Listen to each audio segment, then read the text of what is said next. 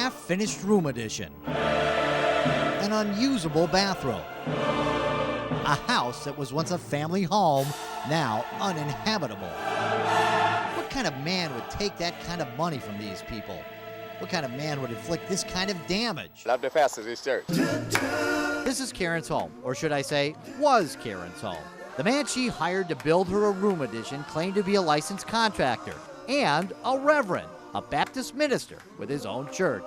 But instead of creating, this builder destroyed. I said, Mr. Madison, I know this is a lot of money to be giving to one person, but I do know and I pray that you will do the right thing with this money.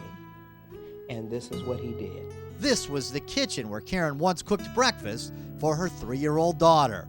After destroying her home, the minister just bailed out, taking $14,000.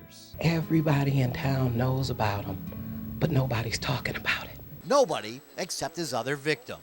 That night when he preached the sermon at the church, he announced that he was working with a construction company. Oh, so he used it for advertising? Yeah, uses it for advertising. That's right. Our monster of a minister actually stood at the pulpit of a church and advertised his construction business. The minister's sermon/advertising paid off. Bonita gave him $8,200. And what did she get? Crooked, unfinished drywall, uneven ceiling tiles, a shower that spews foul methane gas. They didn't put a trap in the shower. This is what the preacher sold her as a finished family room and bath. A family room with 15 code violations. I would not recommend him to build a doghouse for somebody. At first, I had no idea why Laverne told me to put on a coat to see her room addition. Now I understand. You gave him $13,000 and then did he leave in the middle of this job or what happened? He never came back. Notice a pattern here. All of the victims are women, single moms. One, a lady who lives with her grandmother. Easy prey. Would the minister have the courage to do the same thing to a man? Well, sure he would. That is, if the man was 93 years old. By him being a minister, I trusted him, you know. This is Albert, born in 1908. This is the shed he paid the minister $2,500 to build for him. It's so badly made, he can hardly open the door. It's time for the Hall of Shame to slam the door on the minister. His name? Reverend Madison. Reverend Percy Madison, that is. And what does this glib church orator have to say about his moonlighting work as a contractor? I don't care to discuss anything at this time. Well, I think you should. Reverend Madison tells me he's been talking to the city about the job he did at Karen's house. They said, no, you don't have any penalty. You did everything according to the code. Why don't you just... No, come on, Percy. Yeah, well, that was the city. That was The city said you did everything according to code there? Oh, come on. I've seen the work there. It's horrible. Yeah. Come on. Well, you know, did nobody... Do you think the work is good there?